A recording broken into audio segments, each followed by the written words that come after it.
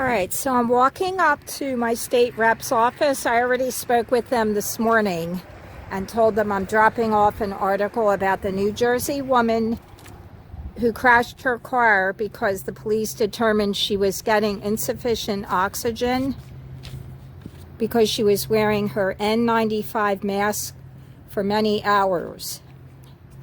And this has been a beef of mine, as you know from my last video, breathing in carbon dioxide and the hazardous effects to your health. So here's my state rep's office. They are not there, and they said I could drop off this article, and I'll show you. Martina White, state rep. I've been in this office. It's pretty new. Let me just see. Is there a box here? There is a mailbox. So apparently, because this is a mailbox, I need to put a stamp on the envelope, which I did. And I'll show you the article. I'm going to stand here and read it. I made this just a very quick, it's not even a flyer. I mean, it looks really bad. It says, no temperature taking, only at doctor's office. And after I leave here, I'm going to go over to the Acme Market. I called them today also, and I said they were broadcasting on their intercom for all vendors and employees to have their temperature taken. So that's why I'm on this today, to talk about masks and temperatures, and I do not consent.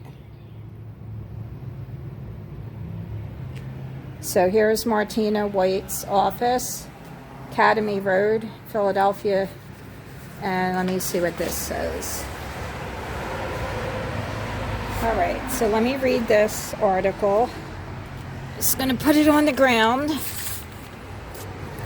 New Jersey driver wearing N95 mask passes out and crashes car, possibly due to insufficient oxygen. I wrote a couple notes. I'm saying Walmart makes employees wear masks all day. Here's a picture of the car. I think she's okay, but her car is totaled.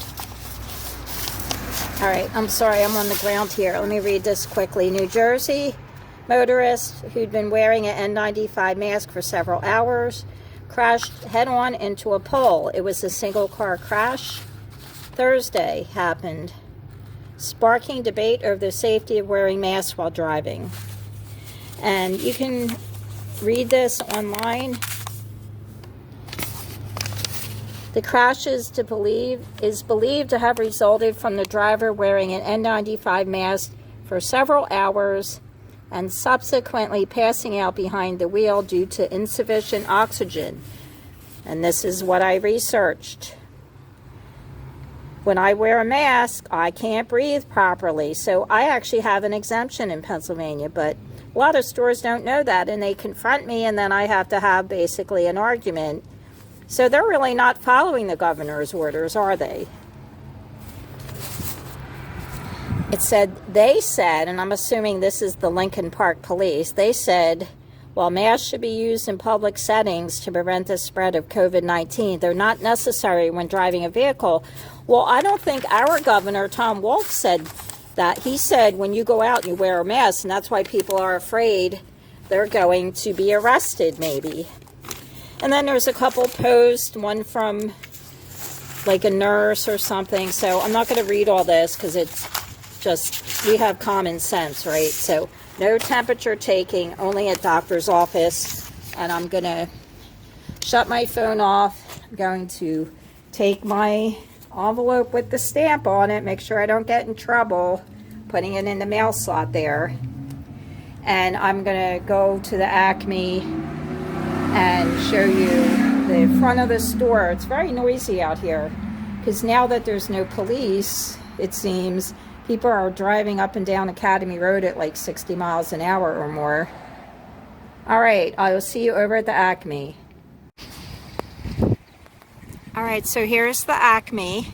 I was shopping here a few days ago, and I heard over the loudspeaker Employees arriving for work and any vendors, please come to the front desk to have your temperature taken.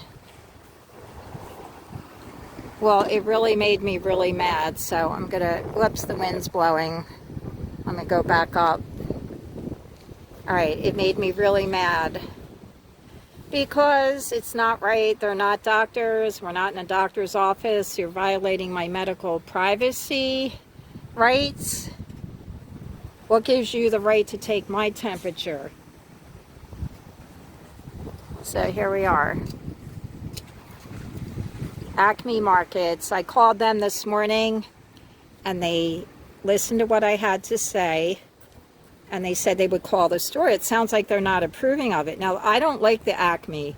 Of all the supermarkets in Philadelphia, this is the one that does not have the best food. If you go in this store, at least the one in my neighborhood, the people in there look like they are unhealthy, my opinion, of course, as opposed to when I shop at Trader Joe's or Whole Foods. There's a big difference in the health of the people. This Acme got rid of most of their gluten-free food. Now, most of the progressive supermarkets have a good section of gluten-free. Apparently, Acme doesn't care. You know, a lot of people have food allergies, milk, nuts, all kinds of food allergies. But I went here in the beginning of this epidemic and I bought most of their gluten-free pasta for like $2 a bag, which is like half price.